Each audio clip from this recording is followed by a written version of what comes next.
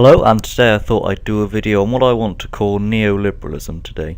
And before I go in to say what exactly that is, we're first going to talk about what it has been, the dominant ideology or political mindset of the last 30 or so years.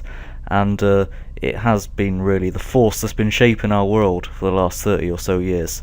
But let's talk about what it is now. It's a belief in free markets, a belief that commerce should be able to travel from place to place freely with as little regulation as possible, and the drivers of this capital would, in a neoliberal mindset, be businesses, be corporations, financial globalization, the interconnection of countries through the economy, not necessarily just through diplomacy, but through commerce, through ruthless capitalism, as we've got it here. And the champions of this sort of thought were Margaret Thatcher, Ronald Reagan. These are the people who introduced reforms, and as you'll see in a minute, they fought the trade unions, they fought worker power who perhaps opposed this doctrine of neoliberalism.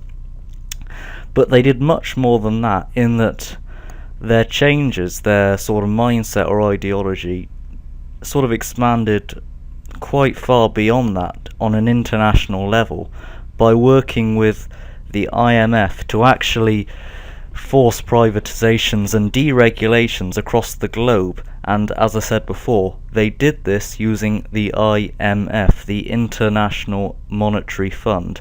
And now this is a group which gives out loans to developing countries, but as a result these developing countries have to comply to the demands of the richer countries who are funding the IMF, who are also funding them the loans.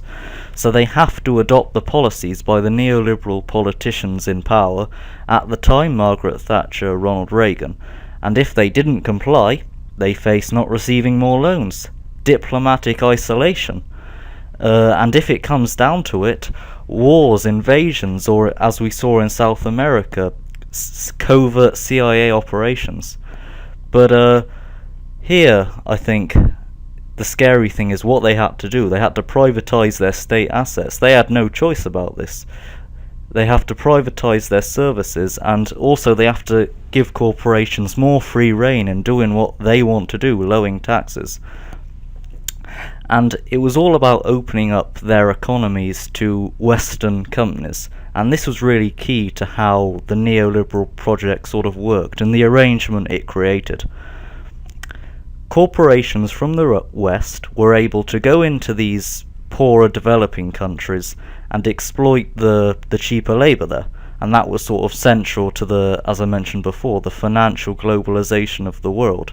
And as these countries come in, they can get richer. The corporations who go in can exploit this cheaper labour to form what I want to call neoliberal hegemony.